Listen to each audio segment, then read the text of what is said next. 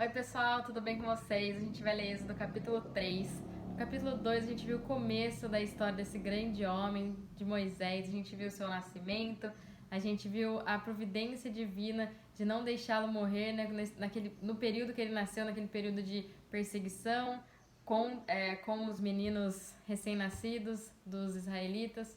A gente viu ele sendo adotado também pela filha de Faraó, a gente viu que ele recebeu uma boa educação dentro do palácio e Deus estava esperando, né, o momento certo, estava preparando Moisés para quando chegasse o momento levantasse ele como libertador. E aqui no capítulo 3 é exatamente isso que a gente vai ver Moisés na terra de Midian, depois que ele foge para lá, depois de vários eventos que aconteceram no capítulo 2. A gente já vai ver Moisés lá na terra de Midian e a gente vai ver esse chamado de Deus. A gente vai ver Deus aparecendo para ele e o chamando para voltar para o Egito e ser o libertador do povo de Deus da escravidão, tá bom? Apacentava Moisés o rebanho de Jetro, seu sogro, sacerdote de Midian. E levando o rebanho para o lado ocidental do deserto, chegou ao monte de Deus, a Horebe. Então aqui a gente vê que a nova profissão de Moisés, nessa nova etapa da vida dele, era ser pastor. Então ele estava lá apacentando o rebanho de seu sogro. E apesar da região ser uma região árida, tinha sim algum tipo de pastagem, alguma coisa assim, para que desse de sustento para os animais. E aqui a gente viu que ele chegou ao monte de Deus, a Horebe, também conhecido como o Monte Sinai, onde mais tarde seria o monte que Moisés iria para receber os mandamentos de Deus. Apareceu-lhe o anjo do Senhor numa chama de fogo no meio de uma sarça. Moisés olhou e eis que a sarça ardia no fogo e a sarça não se consumia. Então aqui a gente vê que apareceu-lhe o anjo do Senhor. Gente, aqui o anjo do Senhor, eu acredito que você esteja com a sua Bíblia aberta aí também para ir acompanhando a leitura, mas o anjo do Senhor está em letra maiúscula, porque não é qualquer anjo, não é o anjo Gabriel, não é o Miguel, é o anjo Senhor. Como a gente sabe, Deus, ele é um só, mas três. Deus é um espírito, mas com três almas, né? São três pessoas nele e são três pessoas com funções diferentes. Então a gente tem Deus, que é a criação, a gente tem Jesus, que a sua função foi da salvação, que ele veio para nos salvar, nos aproximar de Deus. E a gente tem o Espírito Santo também, que é o nosso consolador. Então, Deus, como a gente sabe, ninguém via Deus. E ele se manifestava aqui para os patriarcas através do anjo do Senhor, que é Cristo. Então, essas manifestações de Deus também eram um prenúncio anunciando que o Filho viria, né? Aquele que é Deus, mas que veio como um homem, como um mensageiro de Deus para nós seres humanos, tá bom? Então disse consigo mesmo: irei para lá e verei essa grande maravilha, porque a sarça não se queima. Então a gente viu que essa sarça não se queimando, mas com fogo nela, despertou o interesse e a curiosidade de Moisés e ele se aproximou. Vendo o Senhor que ele se voltava para ver Deus no meio da sarça. Então, gente, olha aqui, eu vou abrir um parênteses para relembrar aqui. A gente viu que o anjo do Senhor numa chama de fogo no meio da sarça. E aqui a gente vê que vendo o Senhor que ele se voltava para ver Deus no meio da sarça. Então o anjo do Senhor é Deus, é uma manifestação de Deus através do anjo do Senhor. E a gente sabe que esse anjo do Senhor é Cristo. Então Deus do meio da sarça o chamou e disse: Moisés, Moisés. Ele respondeu: eis-me aqui. Deus continuou: não te chegues para cá, tire as sandálias dos pés, porque o lugar que estás é terra santa. Aqui, gente, isso não quer dizer que aquela terra do Monte Sinai, do Monte Horebe, tinha algo de especial, era santa, ou nada disso. Isso quer dizer que a presença de Deus naquele lugar havia santificado o lugar, tá bom? Disse mais: eu sou o Deus de teu pai, o Deus de Abraão, o Deus de Isaque e o Deus de Jacó. Moisés escondeu o rosto porque temeu olhar para Deus. Aqui a gente vê Deus, ele se identificando a si mesmo como o Deus da aliança, o Deus de Abraão, de Isaac e de Jacó, aquele Deus soberano que ele iniciou um relacionamento com o povo dele. O interessante é que Deus ele não chega aqui e fala que ele era o Deus dos patriarcas. Ele fala que eu sou o Deus dos patriarcas. Isso realmente prova que os patriarcas, apesar de eles terem morrido, eles ainda existiam e que um dia os seus corpos seriam ressuscitados, né? Como a gente sabe que no final dos tempos todos os mortos ressuscitarão, tá bom?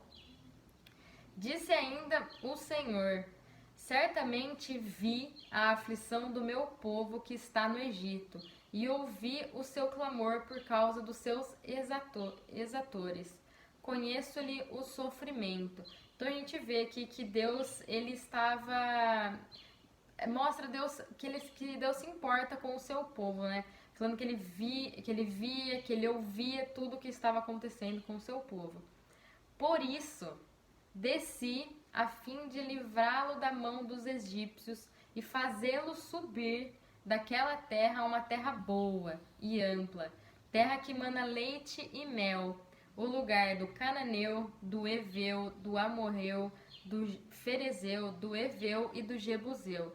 Então aqui é Deus falando que chegou o momento determinado, chegou o momento certo dele livrar o seu povo das mãos do egípcio e levar o seu povo para uma terra boa, uma terra que mana leite e mel. Mas Deus deixa claro aqui que essa terra não é uma terra deserta, uma terra que não tem nenhum povos.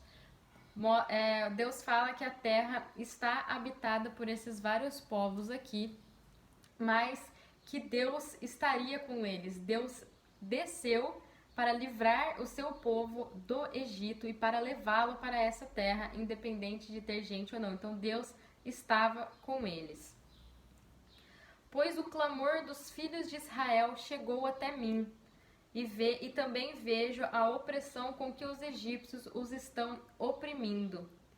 Vem agora e eu te enviarei a Faraó, para que tireis o meu povo, os filhos de Israel, do Egito. Aqui a gente vê Deus falando, chamando Moisés para ele ir para o Egito. E a gente vê que Deus não fala assim: Moisés, você vai lá e você vai tirar os seus irmãos, você vai tirar os seus parentes ou qualquer coisa assim. Deus fala assim: Moisés, você vai para tirar o meu povo.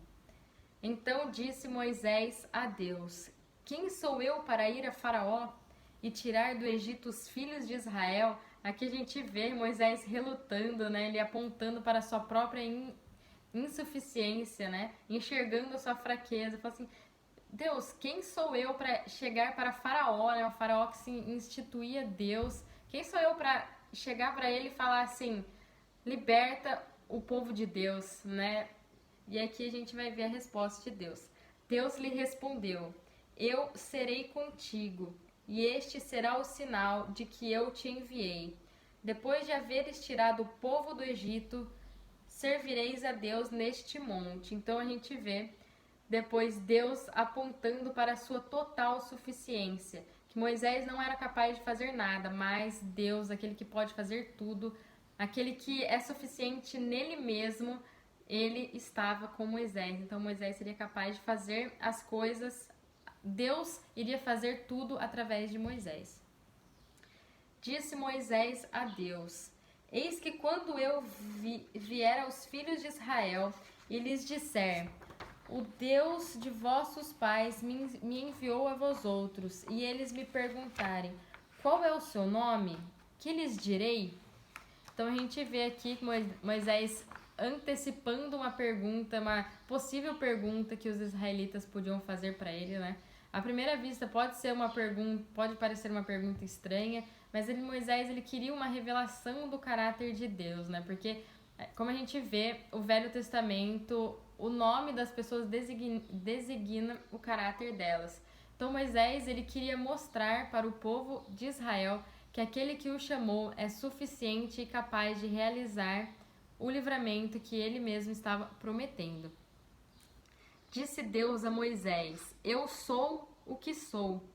Disse mais: assim dirás aos filhos de Israel: eu sou, me enviou a vós outros.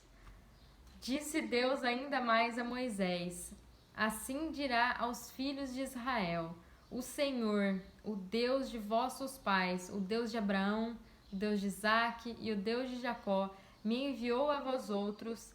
Este é o meu nome eternamente, e assim serei lembrado de geração em geração. Gente, é incrível. Eu fico até.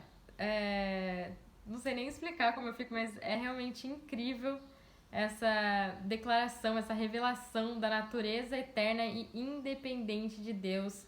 É um Deus que nunca muda, que ele é completo, ele é total, ele é suficientemente em si mesmo. Ele é um Deus que não depende de nada, e isso significa que Deus não é dependente, Deus não seria dependente da cooperação de Faraó para realizar o que ele prometeu. Então, gente, Deus é Deus e ele é incrível, eu não consigo nem explicar isso. E a gente vê aqui que Deus ele tá se identificando nesse capítulo de duas maneiras. Primeiro, como o Deus da aliança, que está com o seu povo, né? O Deus de Abraão, o Deus de Isaque, o Deus de Jacó. E o segundo é o Deus que existe em si mesmo, ele não precisa, ele não depende de nada e nem de ninguém para fazer o que ele planeja fazer. Então aqui a gente vê Deus se revelando de uma maneira extraordinária.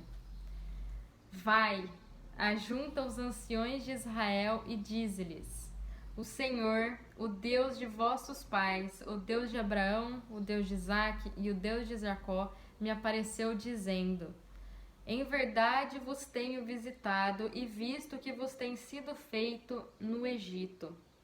Portanto, disse eu: far-vos-ei subir da aflição do Egito para a terra do Cananeu, do Eveu, do Amorreu, do Ferizeu, do Eveu e do Jebuseu, para uma terra que mana leite e mel. Gente, aqui a gente vê que Deus é específico com Moisés. Moisés recebe as palavras exatas que ele deveria falar para os líderes, né, para os anciões de Israel.